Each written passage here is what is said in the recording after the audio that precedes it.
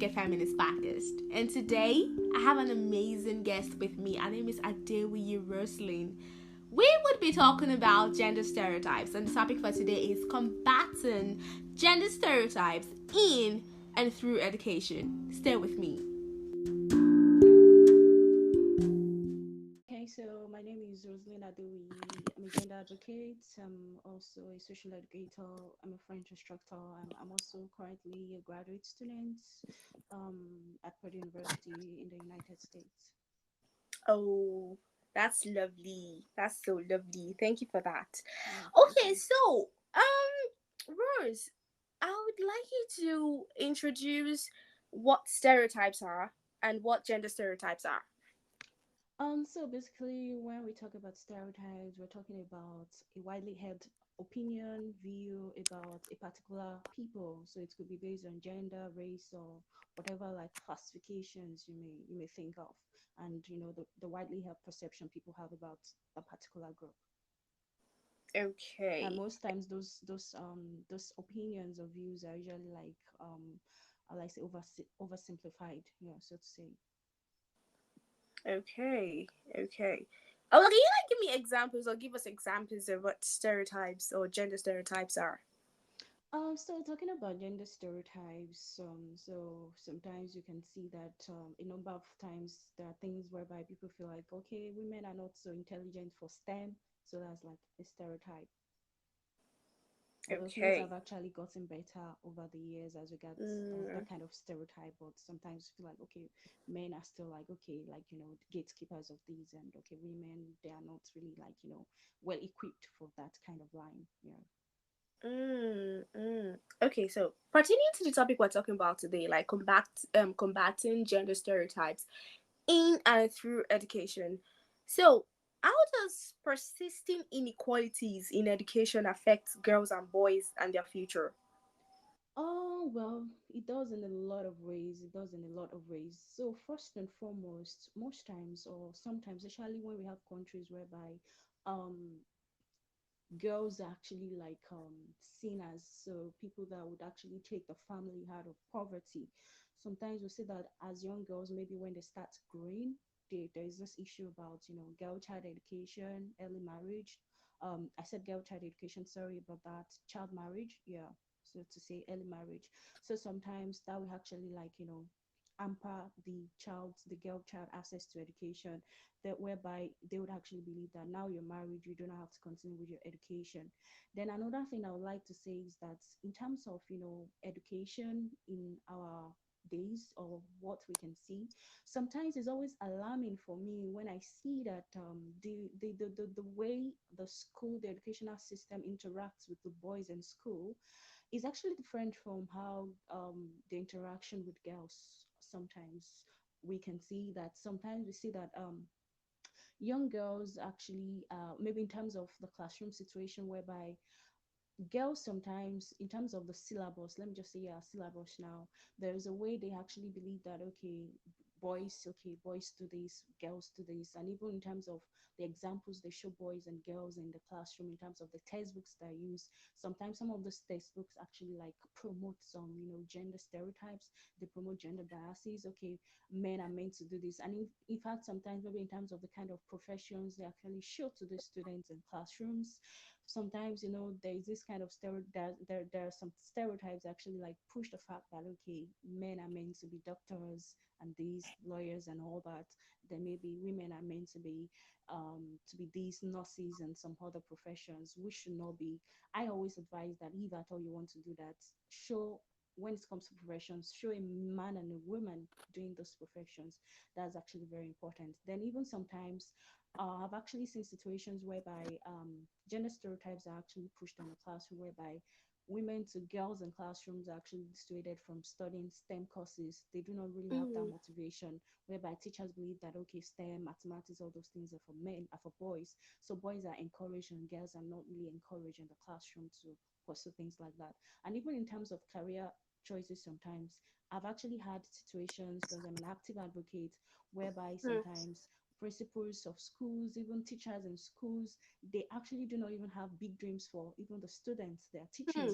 So in terms of careers, they even push to young girls. They just want, yes, you can actually have a career, but just ensure, just think about your family. So they still keep pushing that mindset that, okay, yes, you can have a career. We are teaching you to be good, but not to be great, great. So to say. Hmm. But for the boys, of course, most times, okay, you can fly as high as you can. But for girls, sometimes I've seen cases whereby teachers, even principals, even um like push some of this mindset to young girls, and Hmm. which is actually no good. And also in terms of dropout rates, of course, when young girls actually get married early, sometimes they start raising family, and sometimes they're usually too young to even balance a lot of things. So that is the end of their education most times, and that is it. And Wow. also some of these things also affect the economy. Most times it's something, once a young girl is actually educated, it hampers the opportunities the young girl can actually access. So at the end of the day, this is also a disparity in terms of the economic impact of the young girls in Hmm. general and things like that.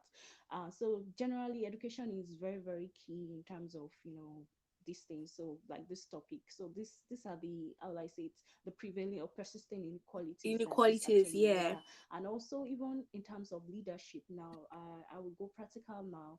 I remember during my secondary school, I at some point I was a class rep of my class, and sometimes you will notice that, yeah, I was given that wings to fly, so to say, that wing to fly, so to say. But I realized that I've been to some schools whereby some girls would tell me that the class teachers actually have this pushback in making them the class rep of their class, because they Hmm. believe that maybe the boy should be the class rep and the girl should be the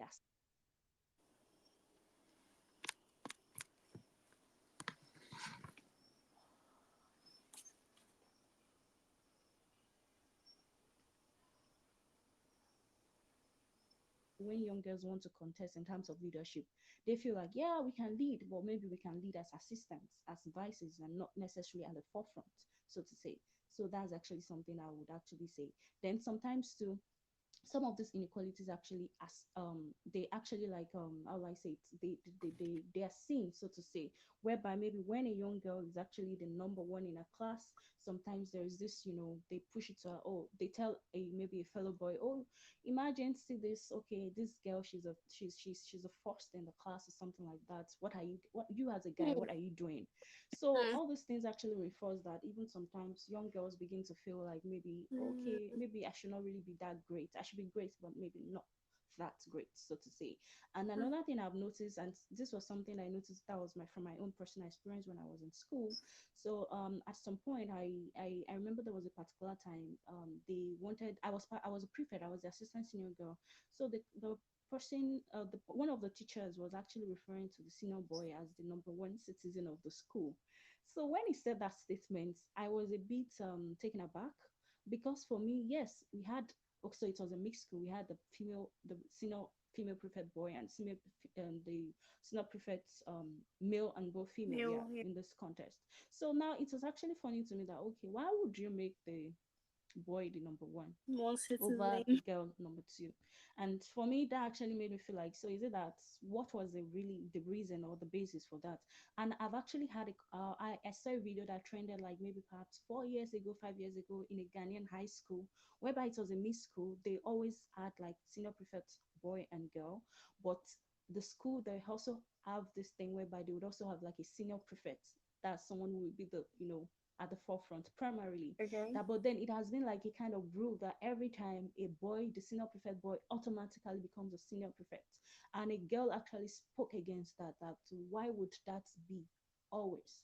That there should actually be, they should push for more women also, trying to, they should also push for women to be at the forefront, At the and not just, forefront. yeah, men always, and things like that. So these are a lot of examples, even in terms of the shows they give men and women in the classroom or something like that. They keep reinforcing this gender stereotypes and all those things. So Hmm. a lot of examples are seen in that sense: curriculum, textbook biases, and even leadership. So yeah, so And even sometimes some teachers even still telling students that everything, young girls, that okay, everything we handle the kitchen and everything and Mm. things like that. Or even telling boys, okay, you talk like a girl, you behave like a girl, all Yeah, those like things. what's Yeah, yeah. yeah, That's like an insult. What do you yeah, what? exactly.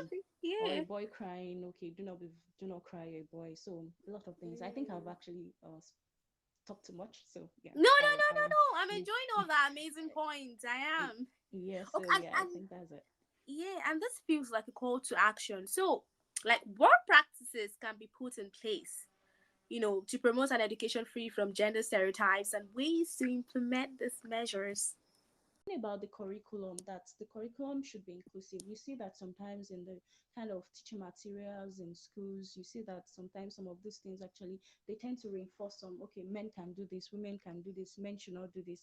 So in terms of teaching materials, stakeholders should do quite a lot in terms of ensuring that um young girls are actually like textbooks actually do not reinforce some of these stereotypes, some of these biases in our, in the textbooks and things like that. That's very important. I remember there was one time on social media, some people had to like, call out a particular like publisher of a textbook that they should not use that textbook for young people again because they were actually promoting gender stereotypes in the textbook on what men and women should do. Then I said something about teachers too, that I'm actually currently running a project called Engenders, meaning ending gender stereotypes in schools.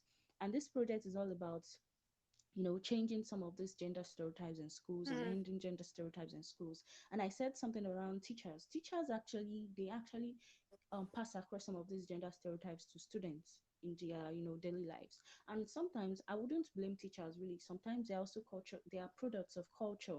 So mm, sometimes they don't know better than what they know. So sometimes maybe once in a time or once in a section, it's important to actually organize a training for teachers to actually equip them about how to actually have a kind of a more inclusive classroom environment, so that mm. in what they do, they're actually promoting gender equality and they're not reinforcing some gender stereotypes, not just for girls alone, but even for boys. Then, Boys. even in terms of STEM field too, is also very important.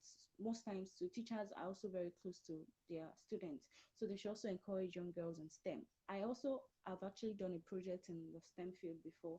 What I did then was to actually like get like female figures, women figures who have actually done a lot in the STEM field and use them as example for young girls because okay, they're like you. Someone like if you can actually like if you can definitely succeed like those people.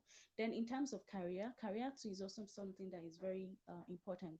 So like I said, sometimes some of these teachers, educators, they tend to like promotes the idea that okay, as a lady you can be great but not that great because of your family and things like that. But they should actually change that to ensure that young girls are also encouraged to actually pursue, they should go for any height they want to. That's also very Mm, important. Then another thing is I'm also big on this, the PTA meeting. So PTA meetings, okay, parent teacher association. Maybe another thing that can be done is that even organizations can work on trying to see if they can get like people, like getting like parents to come and maybe get people to talk to parents about these issues, raise awareness about gender stereotypes. Because when those students are actually well equipped at home, maybe in the school rather, then when they leave the school and maybe when they go home, it's actually something that the parents too will actually continue further. Then I already said something about the materials that they use in school. Very important for we to keep, have materials that are very inclusive and very, very like yeah, that will foster, gender equality. Then mm. also, like I mentioned, NGO, the role of NGO, which I do, very, very important. NGOs are very key in terms of some of these things. And I've done projects on this, and I currently have a project on this likewise. Then Wow. another thing I would say is that policies should also be encouraged. We have a lot of like, high level, should I say, organizations that do a lot of things as regards policies in terms of changing a lot of things in this area, whereby okay, we actually ensure that we have policies that will encourage that okay, more young girls should be this, should be that. Let's change the curriculum, let's change the textbooks we're using. Policies are very key. So that's what I would have to say on this. Thank you so much. Thank you so much for your time. Thank you so much for those amazing points and the measures you stated.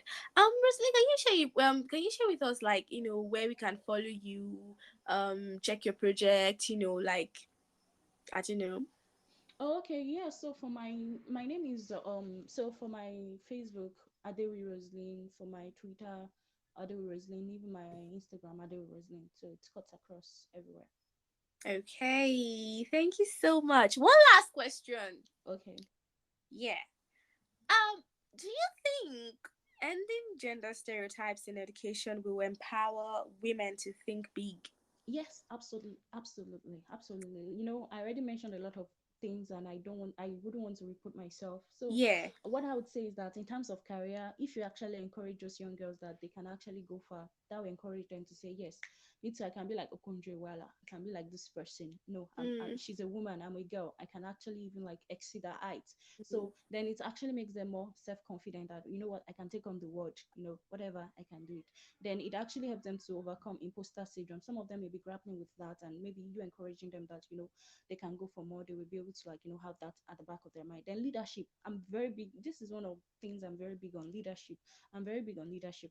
And for me, if you actually make them know that no, you don't have to keep fighting for being assistants or vices always, they'll be very you know keen on the fact that okay, I can actually be at the forefront too. So that will actually Mm. help them in overcoming some of these things. Then even you yourself, young girls that actually empower themselves, they can actually become advocates. I'm an advocate because I've been empowered. So I can also, you know, fight for this and, you know, be a voice in this kind of issue, and, you know, we make things much better.